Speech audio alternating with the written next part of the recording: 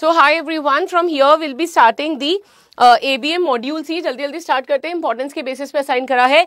Now insolvency resolution process को कौन initiate कर सकता है? डिफॉल्ट कम से कम 1 करोड़ से ज्यादा का होना, 1 करोड़ या फिर ज्यादा होना चाहिए.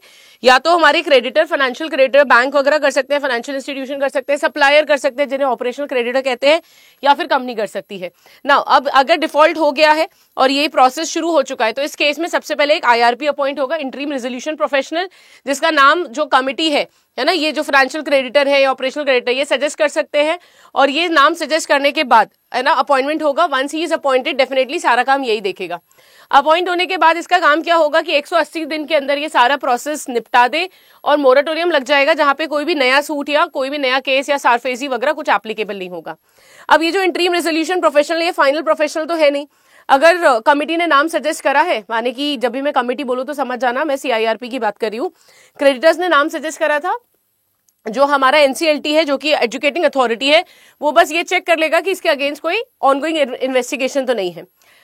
ऑपरेशनल क्रेडिटर के लिए जरूरी नहीं है. अगर नाम नहीं सजेस्ट करा था तो NCLT IBBI से सजेस्ट करके, मतलब डिस्कस करके 14 दिन के अंदर एक IRP को अपॉइंट कर देगा.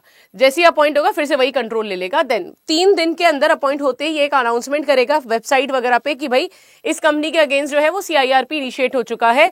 अगर आप कोई भी ऐसे क्रेडिटर हो जिसके पास कोई क्लेम वगैरह है तो वो सबमिट कर दो 11 दिन के अंदर, ठीक है, जिससे भाई वो सारा प्रोसेस शुरू कर पाए. अब इसके बाद है ना, जैसे ही IRP ने अनाउंसमेंट करा, कमिटी बननी शुरू होगी क्रेडिटर्स की, जहां पे ऑपरेशनल क्रेडिटर और आपके फाइनेंशियल क्रेडिटर आएंगे.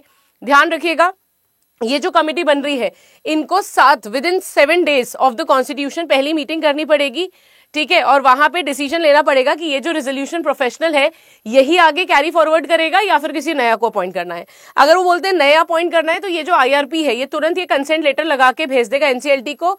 जिस व्यक्ति का नाम प्रपोज है उसका नाम भेज देगा कि भाई इसको अपॉइंट कर दो. ये जो नया RP आया है अपने अपॉइंटमेंट के 7 दिन के अंदर ये 2 वैल्यूअर्स को अपॉइंट करेगा, जिनका काम होगा कि ऑर्गेनाइजेशन की फेयर वैल्यू या लिक्विडेशन वैल्यू निकाले. साथ में ये जो वैल्यू है ये किसी को डिस्क्लोज नहीं की जाएगी, तो क्रेडिटर्स को अगर देखना है तो नॉन डिस्क्लोजर एग्रीमेंट साइन कर लो. देन वोटिंग पावर क्या होगी हमारे मेंबर्स की? That is proportional to their debt they have. अगर विड्रॉ करना चाहते हैं एप्लीकेशन तो एक्सप्रेशन ऑफ इंटरेस्ट से पहले कर सकते हैं, but 90% of the voting share of committee of creditor should be there. And expression of interest क्या है? बेसिकली जहां पर हम लोगों को इन्वाइट करते हैं, बोलते हैं कि आओ और आप हमारा जो प्लान है, रेजोल्यूशन प्लान है, उसके लिए बोलो कि हाँ मैं बना सकता हूं, मैं इंटरेस्टेड हूं, ठीक है. ये जो हमारा RP है ये करेगा विद इन 75th डे, यानी जहां से कमेंसमेंट हुआ है ना उसके 75 डेज के अंदर उसको एक्सप्रेशन ऑफ इंटरेस्ट निकालना पड़ेगा, जहां पे वो लोगों को इनवाइट करेगा. साथ ही में यहाँ पे सेक्शन 29 एप्लीकेबल होता है, जो बताता है कि ये जो रेजोल्यूशन एप्लीकेंट है जो हमें आके एप्लीकेशन देगा, हमारा रेजोल्यूशन प्लान बनाएगा, वो डिफॉल्टर नहीं हो सकता, वो इंसॉल्वेंट नहीं हो सकता, ठीक है. वो NPA वगैरह वाला कंडीशन हो गया, जेल वाला कंडीशन हो गया, 2 साल 7 साल, ये सारी रिक्वायरमेंट्स है जो कि जो इसमें से ये नहीं हो सकता. अगर है तो this person can not be an applicant. Now जैसे ही एक्सप्रेशन ऑफ इंटरेस्ट हमें रिसीव होता है, ठीक है, विद इन 5 days हमें एक फाइनल लिस्ट निकालनी पड़ेगी जिसमें हम बताएंगे कि भाई ये RP काम करेगा. बोलेगा कि देखो ये सारे लोग हैं जो सिलेक्ट हुए हैं और इन लोगों को वो information, memorandum, evaluation matrix, company की रिक्वायरमेंट सब कुछ भेज देगा और बोलेगा कि मिनिमम 30 days के अंदर, ठीक है, मिनिमम 30 days के अंदर आपको अपना प्लान सबमिट करना है. इन्फॉर्मेशन मेमोरेंडम क्या है? जो कंपनी की इन्फॉर्मेशन रखता है about the asset, liabilities, recent audited financial statement, तो ये कंपनी से रिलेटेड सारे डॉक्यूमेंट्स है. रेजोल्यूशन प्लान क्या होगा? वो एक्शन प्लान है जिसको डेफिनेटली हम लोग एप्लीकेबल करना चाहते हैं. उसके अंदर दिया होगा कि कितना अमाउंट पे करना है हमारे क्रेडिटर्स को, स्टेक होल्डर्स को, ये सारी चीजें इसके अंदर दी होंगी. टाइमलाइन क्या होगी, कितना अमाउंट देंगे, कैसे बेचेंगे, कैसे कर सकते हैं, ठीक है. नाउ जितना भी हमारा रेजोल्यूशन प्लान सबमिट हुए हैं, ठीक है, अब ये सारे रेजोल्यूशन प्लान जो है वो रेजोल्यूशन प्रोफेशनल फॉरवर्ड कर देगा हमारी कमिटी ऑफ क्रेडिटर्स को, जो इवैल्यूएशन मैट्रिक्स में जाके चेक करेगी कि ये सही हुआ है या नहीं, ठीक है. अब जो रेजोल्यूशन प्लान है वो ऑब्वियसली अप्रूव होगा. अप्रूवल के लिए हमें 66% अप्रूवल चाहिए from the committee of creditors, ठीक है. और अगर ये अप्रूव नहीं होता, ठीक है, या फिर रिसीव ही नहीं होता, इन दैट केस हमारा ये शुरू हो जाएगा लिक्विडेशन शुरू हो जाएगा, ठीक है, and RP can be also appointed as liquidator. तो लिक्विडेशन प्रोसेस 4 केस में होता है, या तो कोई रेजोल्यूशन प्लान ना मिले लेकिन 66% लोग उसे अप्रूव ना करे, स्टेक होल्डर ने कुछ गड़बड़ कर दी है, रूल्स को नहीं फॉलो करा, जो कॉर्पोरेट डेटर है उसने रूल्स को नहीं फॉलो करा, तो उस केस में हमारा लिक्विडेशन शुरू हो जाता है। ठीक है, देन उसके बाद पब्लिक अनाउंसमेंट, जैसे ही लिक्विडेशन शुरू हुआ तो अब लिक्विडेटर जाके अनाउंसमेंट करेगा कि इंग्लिश और रीजनल लैंग्वेज पेपर में कि इस कंपनी के अगेंस्ट लिक्विडेशन शुरू हो गया है, साथ ही में आरओसी को भी नोटिफाई कर देगा। ठीक है, और 5 दिन के अंदर सारे स्टेक होल्डर से बोलेगा कि आप क्लेम दो। क्लेम में क्या होगा, लोगों को अपना क्लेम सबमिट करना पड़ेगा, प्रूफ दिखाना पड़ेगा, कॉन्ट्रैक्ट हो, इनवॉइस हो, जो भी हो, proof you have to submit कि हाँ आपने इस कंपनी से ट्रांजैक्शन करा and you have not been paid for it. अब इसके बाद स्टेक होल्डर की लिस्ट बनेगी। स्टेक होल्डर और क्रेडिटर में डिफरेंस होता है। स्टेक होल्डर जो है वो कोई भी इंटरेस्टेड पार्टी हो सकती है, एम्प्लॉय हो सकता है, ठीक है, वर्कमैन हो सकते हैं, all these are stakeholder, correct. अगर हम क्रेडिटर की बात करें तो देन क्रेडिटर इज ओनली जिससे या तो सप्लाई का काम हुआ हो या तो लोन का काम हुआ। तो यहाँ पे सारे स्टेक होल्डर आ जाएंगे और इनकी जो लिस्ट है वो फाइल की जाएगी एजुकेटिंग अथॉरिटी के पास विद इन 45 डेज। ठीक है, तो 45 डेज के अंदर ये पूरी लिस्ट जाएगी एनसीएलटी के पास, जहां पे सारी चीजें हमें मेंशन की गई होंगी। अब वंस दिस इज डन, फिर एक 90 दिन के अंदर 60 दिन के अंदर आपकी कमिटी बनेगी जिसे हम बोलते हैं स्टेक होल्डर कंसल्टेशन कमिटी, जो कि डिस्कस करेगी सारे मैटर में। कमिटी बनने से पहले जो भी डिस्कशन हुआ है वो फर्स्ट मीटिंग में यहां पर उनको बताना पड़ेगा।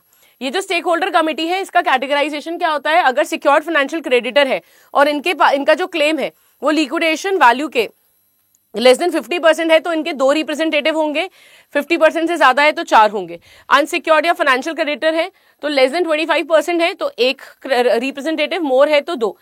वर्कमैन, एम्प्लॉय और गवर्नमेंट का 1-1 रिप्रेजेंटेटिव होगा।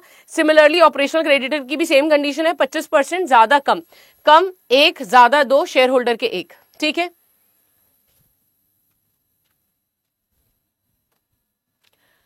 देन उसके बाद लिक्विडेशन एस्टेट बनेगी जहां पे पूरा असेट वगैरह का आएगा कि कितने असेट है, क्या कोलैटरल है, क्या नहीं है, कितना इंडियन में है, कितना, तो टोटल असेट का जो एक कोलैबोरेशन है वो पूरा आ जाएगा। यहाँ पे कुछ एक्सक्लूजन होगा।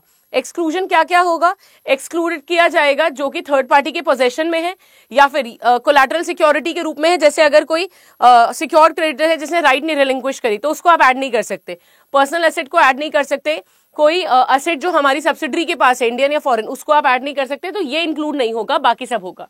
देन पावर एंड ड्यूटीज क्या होंगी लिक्विडेटर की, कि वो कस्टडी ले लेगा, ठीक है, और विद इन दी जो उसकी पावर्स है उसमें वो सारे एसेट वगैरह को, प्रॉपर्टीज को हमें एक्शन में लेकर आना शुरू कर देगा जिससे हमारे स्टेक होल्डर्स को पैसा मिल जाए।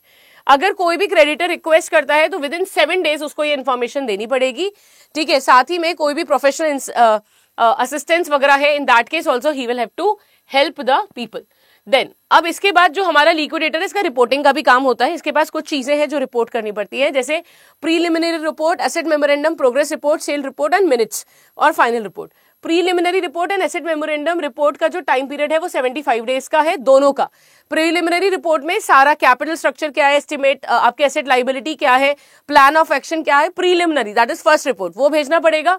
उसके बाद आती है आपकी एसेट मेमोरेंडम जहां पे एसेट की डिटेल भेजनी पड़ेगी, कितना वैल्यू है, देखो इसमें भी 75 डेज है, कैसे बेचना है, क्या मोड ऑफ रियलाइजेशन होगा। फिर प्रोग्रेस रिपोर्ट आपको 15 दिन के अंदर भेजनी होती है with the end of the relevant quarter, जहां पे वो पूरी प्रोग्रेस बताएगा। प्रोग्रेस रिपोर्ट किसी भी पार्ट में आ जाए ना 15 डेज ही है, ठीक है, ये ध्यान रखिएगा। Then avoidance of historical transaction, ये यहाँ पे 4 ट्रांजैक्शन आते हैं, इंपॉर्टेंट भी है। प्रेफरेंशियल ट्रांजैक्शन यानी जहां पे आपने किसी व्यक्ति को बेनिफिशियल पोजीशन दी थी, प्रेफरेंस दी थी। Under value transaction, normal course of business में आप ये ट्रांजैक्शन नहीं करते बट आपने अंडर वैल्यू ट्रांजैक्शन करा है। फ्रॉडलेंट, जहां पे इंटेंशन ही था, डेलिबरेटली आपने किसी के साथ गलत किया है, डिफ्रॉड करा है। और लास्ट आता है एक्सटॉर्शनेट, यानी जहां पे हमारा जो बोरोवर है उसको एक्सटॉर्शन किया गया है इन्वॉल्विंग एनी अनलॉफुल प्रैक्टिस। ये सारे केस में जो एनसीएलटी है वो डिसीजन लेगा कि या तो रिवर्स कर देगा, या तो पैसा वापस करवाएगा, या तो मॉडिफाई करवाएगा, तो या तो रिस्टोर करवाएगा डिसीजन को। ठीक है, देन लिक्विडेशन का जो प्रोसेस है ना, वो शुरू होगा by liquidating the value of asset. जो वैल्यूएशन है उसके लिए हमने 2 लोगों को अपॉइंट करा था, है ना, रजिस्टर्ड वैल्यूअर अपॉइंट हुए थे। ठीक है, अब ये अपने एस्टिमेट से शुरू करेंगे। अगर इनकी वैल्यूज में डिफरेंस आ रहा है, राइट, तो हम एक और वैल्यूअर को अपॉइंट करेंगे और जिसकी 2 वैल्यूअर की वैल्यू क्लोज है हम उनकी एवरेज वैल्यू निकाल लेंगे। ठीक है, प्रायोरिटी ऑफ डिस्ट्रीब्यूशन क्या होगा, सबसे पहले इंसॉल्वेंसी वाले खर्चे, फिर सिक्योर्ड क्रेडिटर्स और workman due, secured who have relinquish their right, workman 24 महीने वाले ड्यूज, फिर एम्प्लॉय ड्यूज 12 महीने वाले, अनसिक्योर्ड क्रेडिटर, फिर गवर्नमेंट एंड सिक्योर्ड क्रेडिटर जिन्होंने राइट रिलिंक्विश नहीं करी थी, उनका कुछ अगर अमाउंट रह गया तो वो गवर्नमेंट वाली 5th कैटेगरी में आएंगे। फिर कोई भी रिमेनिंग डेट वगैरह रह जाता है तो वो फिर प्रेफरेंस एंड इक्विटी। ये नंबर आपसे मे भी पूछा जा सकता है 1st, 2nd, 3rd, 4th का, ठीक है। उसके बाद आता है यहाँ पे सिक्योर्ड क्रेडिटर्स की राइट क्या है, वही है जो मैं अभी आपको बता रही थी, one who has relinquished and other who has not relinquished. अगर रिलिंक्विश कर दिया है तो इन दैट केस क्या होगा, आपने तो जाके रिलिंक्विश कर दिया तो आपका तो सारा जो जिम्मेदारी है वो लिक्विडेटर के पास है। बट अगर आपने रिलिंक्विश नहीं करा है, इन दैट केस अगर आपने कोई भी एक्सेस अमाउंट आपने बेचा, प्रॉपर्टी को ज्यादा बच गया, तो ज्यादा वाला आपको किसको देना पड़ेगा, जाके लिक्विडेटर को देना पड़ेगा। और अगर कम है तो आपका जो पोजीशन है वो गवर्नमेंट के साथ नंबर पे आती है, 5th नंबर पे आती है, जहां पे आपको गवर्नमेंट के साथ आपके डेट को ड्यू किया जाएगा। देन यहाँ पे अगर कोई भी पेरिशेबल या फिर डिटोरिएटिंग एसेट है तो उसको लिक्विडेटर बेच सकता है, राइट, बट ध्यान रखिए कि वो रिलेटेड पार्टी ना हो। ना अगर हम लिक्विडेशन प्रोसीड की बात करें, डिस्ट्रीब्यूशन ऑफ एसेट की बात करें, तो बैंक अकाउंट सेटअप किया जाएगा, बैंक अकाउंट में दिया जाएगा कि ये इन लिक्विडेशन है, जो अमाउंट ऑफ डिपॉजिट है, कैश मेंटेनेंस, वो 1 लाख से ऊपर नहीं हो सकता, चेक को नेक्स्ट वर्किंग डे लगाना होगा, और जो भी पेमेंट्स किए उसकी डिटेल मेंटेन करके रखनी पड़ेगी। असेट सेल रिपोर्ट में उसे बताना पड़ेगा कितने का असेट बेचा है, क्यों डिफरेंस हुआ, अगर पहले हमने कुछ बोला था, right. Then time for liquidation is 1 year, यहाँ पे 90 डेज का एक्सटेंशन किया जा सकता है अंडर सेक्शन 32A, जहां पे हमें लगता है कि क्योंकि कंपनी गोइंग कंसर्न है या बिजनेस गोइंग कंसर्न है, हमें एक बेहतर वैल्यू मिल सकती है, तो वहां पे 90 दिन का एक्सटेंशन हमें ग्रांट किया जा सकता है, providedly there are reasons to believe it. उसके बाद फाइनल रिपोर्ट जाएगी डिसोल्यूशन की, और डिसोल्यूशन में सारा आपका जो रिपोर्ट्स वगैरह हैं वो सब कुछ जाएगा, और ये भी जाएगा कि जो पहले आपने कमिट करा था और आज आपने जो दिया है उसमें कोई डिफरेंस है तो वो भी जाएगा। फिर आता है डिसोल्यूशन। ना एक बार सारे एसेट डिसॉल्व हो चुके हैं तो उस केस में जो हमारा लिक्विडेटर है वो एजुकेटिंग अथॉरिटी को अप्लाई कर देगा कि भाई आप डिसोल्यूशन कर दो। ये जब एप्लीकेशन रिसीव होगी तो हमारे जो एनसीएलटी है वो कंपनी को ऑब्वियसली एग्जिट कर देगा। एग्जिट करने पे जो लेटर मिला है वो आरओसी को फॉरवर्ड करना पड़ेगा with in 7 days, so that ROC अपने रजिस्टर में से नाम हटा दे। फिर अगर हम लोग बात करें पीआईआरपी की, तो ये एमएसएमई के लिए होता है जिनका default amount up to 1 crore है, they can apply for PIRP. ये डेटर ड्रिवन होता है, सीआईआरपी क्रेडिटर ड्रिवन होता है, ठीक है। तो यहां पर पीआईआरपी अप्लाई किया जा सकता है। इसको हम डायरेक्टली यहां से देख लेते हैं, बहुत इजी होगा। टाइमलाइन इसका 120 दिन का है, प्लान आपको 90 दिन के अंदर सबमिट करना पड़ता है। यहां से आप देख लो, एलिजिबिलिटी एमएसएमई के ऊपर ही है, 1 करोड़ का डिफॉल्ट थ्रेशोल्ड है, ठीक है। यहां पर इनिशिएशन किया जा सकता है कंपनी के द्वारा या क्रेडिटर के द्वारा। 90 दिन आपको रेजोल्यूशन के लिए मिलेंगे, 120 दिन पूरे प्रोसेस के लिए मिलेंगे, यहां एक्सटेंशन नहीं है, ठीक है। उसके बाद जो प्लान है वो कंपनी सबमिट कर सकती है, अगर क्रेडिटर को पसंद नहीं आता तो फिर वो भाई इसके आगे डिसाइड कर सकते हैं। सेक्शन 29A यानी कि जो रेजोल्यूशन प्लान सबमिट किया जा रहा है वो डिफॉल्टर नहीं हो सकता, वो दोनों में एप्लीकेबल होगा। फिर अगर टर्मिनेशन हो गया पीआईआरपी का तो या तो लिक्विडेशन होगा या तो सीआईआरपी होगा, ठीक है। मोरेटोरियम की कंडीशन दोनों में लगती है, प्रोसेस को टर्मिनेट किया जा सकता है, यहाँ पे 66%, यहाँ पे 90%। और दो पीआईआरपी सीआईआरपी पैरेलल नहीं चल सकती, इन दोनों के बीच में 3 साल का गैप होगा। उसके बाद हम आते हैं priority sector lending. You know how important is priority sector lending. ये एरियाज है हमारे agriculture, MSME, export credit, education, housing, social infrastructure, renewable energy, others. ये एक बार देख लेते हैं, ये इंपॉर्टेंट है। यहाँ पर डोमेस्टिक कमर्शियल बैंक के केस में 40% की रिक्वायरमेंट है, ठीक है। 18% एग्रीकल्चर, जिसमें से 10% हमारे मार्जिनल एंड स्मॉल फार्मर पे जाएगा। 7.5% is for the micro enterprise, 12% is for the weaker section. Foreign bank with less than 20 branches, in that case 40% है हमारा टारगेट, 32% एक्सपोर्ट का है, 8% फॉर अदर एरियाज है। बाकी 3 कंडीशन एप्लीकेबल नहीं है। आरआरबी के केस में 75% की कंडीशन है, 18% agriculture, 7.5% micro, 15% for the purpose of your weaker section.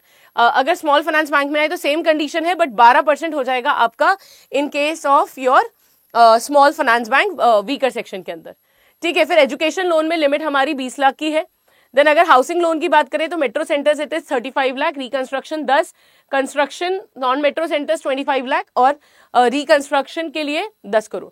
Then agriculture finance में अगर आपने वेयर हाउस रिसीट है आपके पास और वो नेगोशिएबल है तो उसके अगेंस्ट आपको 75 लाख का लोन मिल सकता है। अगर नॉन नेगोशिएबल है तो 50 लाख का लोन मिलेगा।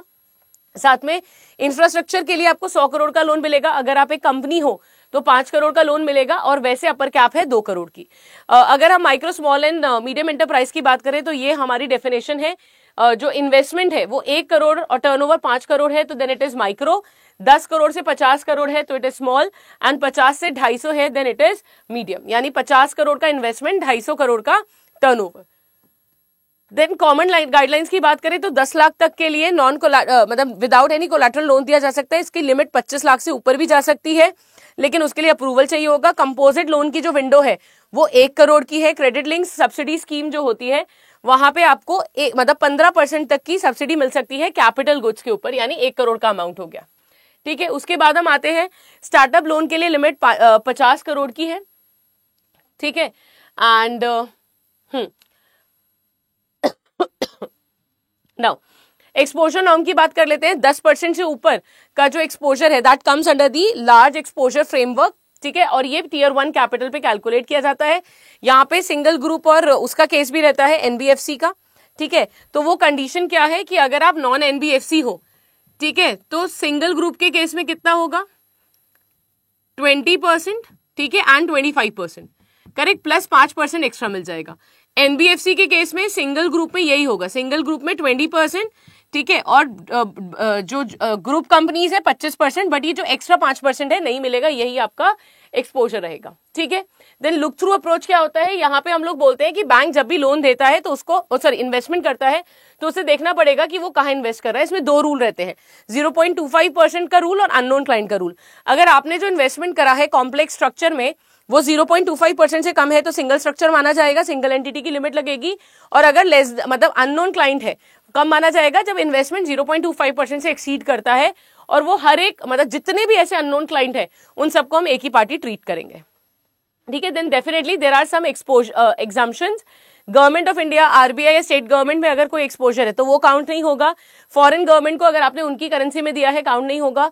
जीरो रिस्क इन्वेस्टमेंट है वो काउंट नहीं होंगे। गवर्नमेंट गारंटीड लोन्स काउंट नहीं होंगे। Government issued financial instruments will not be counted. Intra day inter bank exposure जो है वो नहीं होगा। इंट्रा ग्रुप एक्सपोजर नहीं होगा। फूड क्रेडिट लिमिट्स नहीं होगा। Qualifying central counter party because a very low risk, तो इनको भी काउंट नहीं करते। और अगर हमने नाबार्ड वगैरह में डिपॉजिट रखे हैं तो वो भी काउंट नहीं होगा। Then there are statutory and other restrictions on some credit, जैसे bank can not buy their own shares. Bank have to be very careful जब वो अपने ही डायरेक्टर्स या उनके फैमिली मेंबर्स को लोन दे रहे हैं, या फिर दूसरे बैंक कोई बैंक अगर दूसरे बैंक के डायरेक्टर्स को लोन दे रहा है उनके फैमिली मेंबर्स को, तो केयरफुल होना पड़ेगा। ठीक है, देन साथ ही में अगर आपका कोई भी environment friendly environment harmful business है, अगर आप उसको लोन दे रहे हो तो उसमें आपको एक्टिव रहना पड़ेगा। ठीक है, वेंचर कैपिटल के केस में आपको एक्टिव रहना पड़ेगा। देन एनहांसिंग दी क्रेडिट सप्लाई। अब यहाँ पे स्पेसिफाइड बोरोअर कौन होता है, जिसने अमाउंट ऑफ 10,000 करोड़ जो है राइट वो ऑलरेडी बैंक से लोन लिया हुआ है। और यहाँ पे एक टर्म आती है ASCL, that is aggregate sanction credit limit, जो टोटल amount of money जो banking system has already agreed to lend to this borrower, that is your aggregate sanction credit limit. Normally permitted lending limit क्या होती है कि अगर एक बार specified borrower बन गए और वो बोरोअर और पैसा चाहता है तो इन दैट केस उसको 50% ही मिलेगा अबव द अमाउंट ही has demanded, which is called as normally permitted lending limit. क्या इससे ज्यादा नहीं मिलेगा? इससे ज्यादा मिल सकता है, लेकिन अगर इससे ज्यादा चाहिए तो उस केस में बैंक को प्रिकॉशन लेना पड़ेगा। रिस्क वेट को 75 एक्स्ट्रा रिस्क वेट देना पड़ेगा, 75% का प्रोविजन 3% ज्यादा बनाना पड़ेगा as compare to the standard provision. फिर आता है loan system for delivering of bank credit, जहां पे हम बोलते हैं कि अगर कोई व्यक्ति है और जिसका जो डिमांड है वो 150 करोड़ से ऊपर का है, इन दैट पर्टिकुलर सिचुएशन जो लोन कॉम्पोनेंट है अप्लाई होगा। 60% जो है वर्किंग कैपिटल लिमिट अगर 150 करोड़ या उससे ज्यादा है तो 60% will be converted into loan, 40% will remain as amount of your cash credit. ठीक है, देन फिर इंटरेस्ट रेट ऑन गाइडलाइंस हमारे पास दोनों एक्सटर्नल भी है और MCLR भी है। एक्सटर्नल कुछ केस में कंपलसरी है, जैसे कि मार्जिनल दूसरे जैसे एक्सटर्नल केस वाले में हो गए रिटेल लोन हो गए, पर्सनल लोन हो गए, MSME हो गया, इन सबके केस में आपको EBLR ही करना पड़ेगा। देन MCLR क्या होता है? It has 4 components. Marginal cost of fund, जिसमें 2 चीजें आती है, मार्जिनल कॉस्ट प्लस आपका रिटर्न ऑन नेटवर्थ। फिर नेगेटिव CRR आता है, that is negative carry on CRR। ठीक है, फिर उसके बाद आता है आपका ऑपरेटिंग कॉस्ट एंड फिर आता है टेन्योर प्रीमियम। टेन्योर प्रीमियम क्या है कि जितना ज्यादा टेन्योर होगा उतना ज्यादा आपको एक्स्ट्रा अमाउंट देना पड़ेगा। ठीक है। फिर ईबीआर अभी हमने बताया कहां कहां पे एप्लीकेबल है। स्प्रेड बैंक का कमीशन होता है। Interest rate on loan obviously bank को डिसाइड करना पड़ेगा, but it can not go here and there, ठीक है। Then we will come to the next point that is important, the credit guarantee fund trust for micro and small enterprise. यहां पे आप एक बार देख लेना, बस ये देखना है कि ये लिमिट ना 500 लाख की है, ठीक है। ये लिमिट 500 लाख की है। यहाँ पर हमारे पास अगर जो गारंटी हम दे रहे हैं कवरेज, ठीक है, अगर माइक्रो एंटरप्राइज है और अप टू 5 लाख का हमारा क्रेडिट फैसिलिटी है तो 85% का है, 5 से 50 75, एंड यहाँ पे 500 तक 75% है। देन उसके बाद एक और कंडीशन है जहां एमएसएमई लोकेटेड है इन नॉर्थ ईस्ट रीजन, तो गारंटी कवरेजेस 80 एंड 75। बाकी सारे केस में जैसे जेड सर्टिफाइड है, जीरो डिफेक्ट वाला, SC ST एंटरप्रेन्योर्स है या फिर विमेन एंटरप्रेन्योर्स है, तो इन सारी कैटेगरी में 85% है यहां से यहां तक, और कोई अदर बोरोवर है तो गारंटी कवरेज कितना है, 75% है, ठीक है, when the credit facility is from 5 to 500 lakh, ठीक है। फिर आते हैं हम रीस्ट्रक्चरिंग, रिहैबिलिटेशन, रिकवरी पे। यहाँ पे अगर हम बात करें तो क्रेडिट डिफॉल्टर कौन होता है, जो क्रेडिट डिफॉल्ट या स्ट्रेस एसेट या फिर एनपीए क्या होता है, जो कि ऑब्वियसली डिफॉल्ट कर रहा है, चाहे वो डायरेक्ट लेंडिंग हो, चाहे वो गारंटी और लेटर ऑफ क्रेडिट हो, जहां पे अमाउंट ड्यू हो गया है बट क्रिस्टलाइजेशन पे कोई पैसे देने नहीं आया, या फिर वो ट्रेजरी ऑपरेशन हो, सिक्योरिटी ट्रेडिंग हो या क्रॉस बॉर्डर एक्सपोजर, यहाँ पे अगर डिफॉल्ट होता है तो we call it as credit default. फिर आता है concept of stress asset. Stress asset क्या है, या तो ऑलरेडी इन डिफॉल्ट है या फिर एट अ हाई रिस्क है, ठीक है। अब यहाँ पे एनपीए या तो स्टैंडर्ड है या तो हमारा नॉन परफॉर्मिंग है। स्टैंडर्ड के केस में या तो रेगुलर है जहां पे कोई डिले नहीं है, या फिर हो सकता है स्ट्रेस, वहां जहां पे 1 से 90 दिन का डिले है। तो यहाँ पे 0, 1, 2 की कैटेगरी है, 1 to 30, 31 to 60 एंड 61 to 90। फिर सब स्टैंडर्ड, डाउटफुल और लॉस एसेट। अब हमारा जो प्रोविजन हम बना रहे हैं वो फुल फ्लेजेड है या नहीं, उसके लिए हम लोग चेक करते हैं provision coverage ratio which says provision for NPA divided by gross NPA into 100, यहां से हम मेजर करते हैं, ठीक है। फिर आता है विलफुल डिफॉल्टर। विलफुल डिफॉल्टर वो होता है जिसने खुद से इंटेंशनली डिफॉल्ट किया हो, जहां पे उसके पास पेमेंट की कैपेसिटी हो, उसने पेमेंट नहीं करा हो, या तो पैसे को डाइवर्ट कर दिया हो, या फिर जो असेट इन्वॉल्व थे उसको डिस्पोज ऑफ कर दिया हो। सिम्फनिंग ऑफ फंड्स का डिफरेंस यही है कि सिम्फनिंग में भी पैसा तो डाइवर्ट किया गया है, बट टू एन एक्सटेंड या तो ऑर्गेनाइजेशन या तो बैंक की हेल्थ को इंपैक्ट कर सकता है।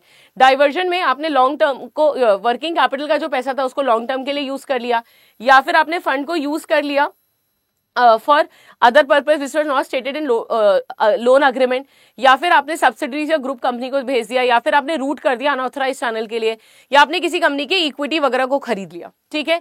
तो हम इनकी फोटोग्राफ्स वगैरह पब्लिश कर सकते हैं। इसमें 2 जने नहीं आ सकते, student, parents and non executive directors. Non cooperative borrower कौन होता है, जो कि जानबूझकर ना ये सारे प्रोसेस को खराब कर रहा होता है। इसकी जो लिमिट है, ठीक है, जहां पे हमें इसकी इन्फॉर्मेशन देनी पड़ेगी इज 5 करोड़।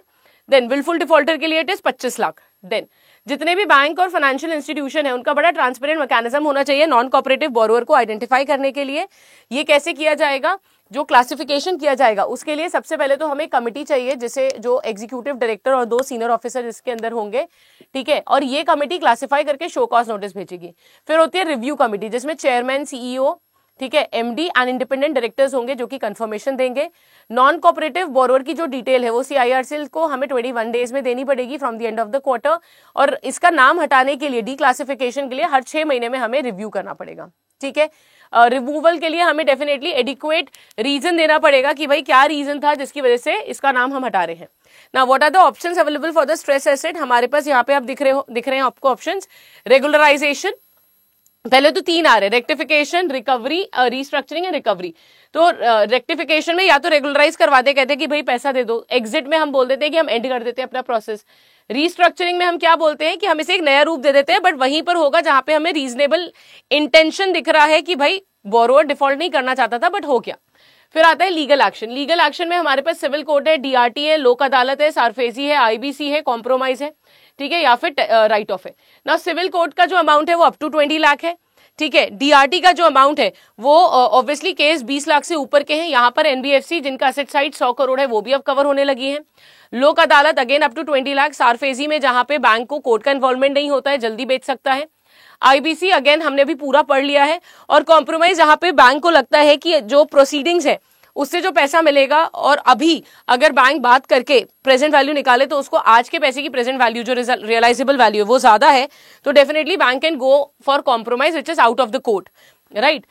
फिर आता है राइट ऑफ। राइट ऑफ का मतलब क्या होता है, जहां पे हमने अपने लोन को पूरा डीम कर दिया है कि भाई ये तो अनप्रोडक्टिव है और अब हम इसको जाके क्या करने वाले हैं, इसको अपना लॉस दिखाने वाले हैं। तो यहाँ पे दो तरीके के लॉस राइट ऑफ होते हैं, एक होता है टेक्निकल, दूसरा होता है एक्चुअल। टेक्निकल में क्या होता है कि आपकी बैलेंस शीट में असेट साइड में आपका लोन आ रहा होता है और लाइबिलिटी साइड में प्रोविजन आ रहा होता है, तो हम इन दोनों को एडजस्ट कर देते हैं, दैट इज टेक्निकल, जिससे मेरी बैलेंस शीट लाइट हो जाती है। ठीक है, उसके बाद एक आता है एक्चुअल राइट ऑफ, जहां पे डायरेक्टली जो हमारा इंपैक्ट है वो P&L अकाउंट में आता है ना, तो that will impact my P&L account. Then RBI has come up with certain guidelines, तो यहाँ पे 3 गाइडलाइंस है, restructuring and rehabilitation of MSME, stress asset resolution and COVID-19 related resolution। ठीक है, अब सबसे पहले हम लोग बात कर लेते हैं restructuring and revival and rehabilitation of MSME। दो ये थोड़ा सा कम इंपॉर्टेंट है, ये एप्लीकेबल होगा उन MSME के ऊपर जिनका एक्सपोजर 25 करोड़ का है। इसके लिए कमिटी बनाई जा रही है, ठीक है, बनाई जाएगी।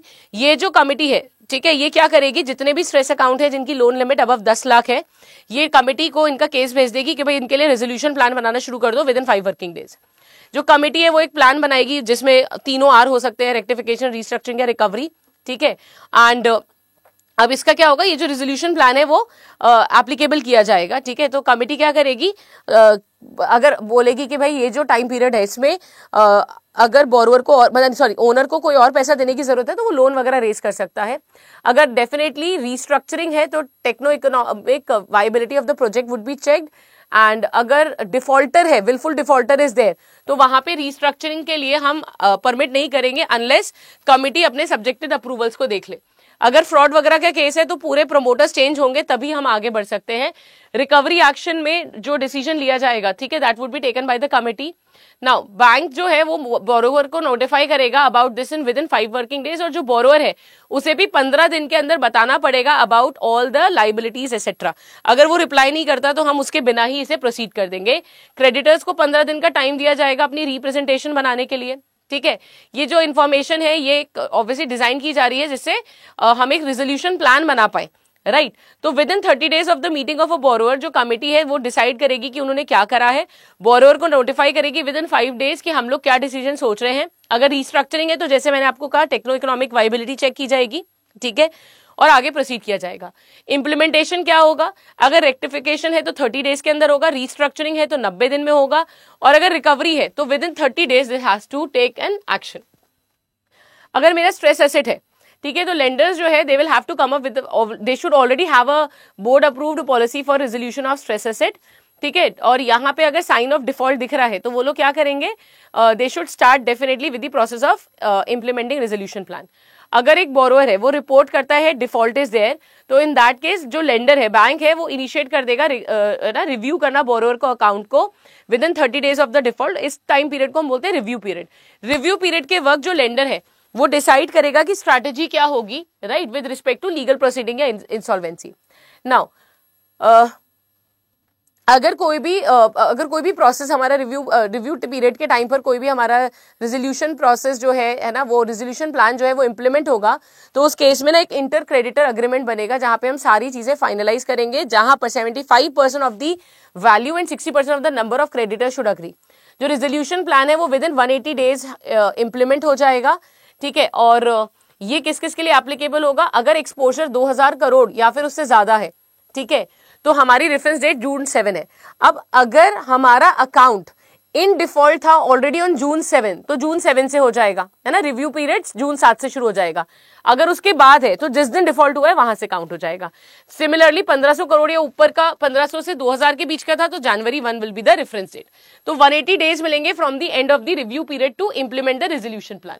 ना इंप्लीमेंटेशन कंडीशन क्या होंगी, अगर 100 करोड़ या उससे ऊपर का एक्सपोजर है तो independent credit evaluation will be done by 1 credit rating agency. 500 crore से ऊपर का है तो 2 क्रेडिट रेटिंग एजेंसी, एंड जो क्रेडिट रेटिंग है दैट शुड बी RP4 और बेटर। ठीक है, बेटर क्या होगी, RP3, RP2, RP1 is better.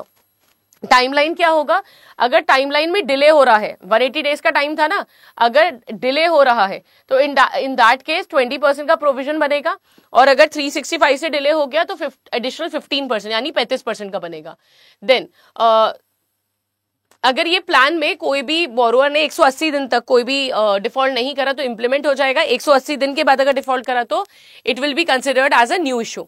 Then borrower can clear all the dues and is in not in default for 6 month, तो हम reversal वाली कंडीशंस जो है, एक्स्ट्रा प्रोविजन हम बना रहे हैं वो हम हटा देंगे, ठीक है, अगर डिफॉल्ट नहीं होता है तो। देन रेजोल्यूशन फ्रेमवर्क फॉर कोविड-19 रिलेटेड स्ट्रेस। तो यहाँ पे हमारा रेजोल्यूशन क्या है, तो सबसे पहले ना यहाँ पे जितनी भी covid related covid stress organisation थी, MSME थी, तो वहां पे हम देखेंगे कि इनका date of commencement of commercial operation कब प्लान था और कब डिलेड है, ठीक है। तो इन दैट सिचुएशन हम बैंक RBI ने बोला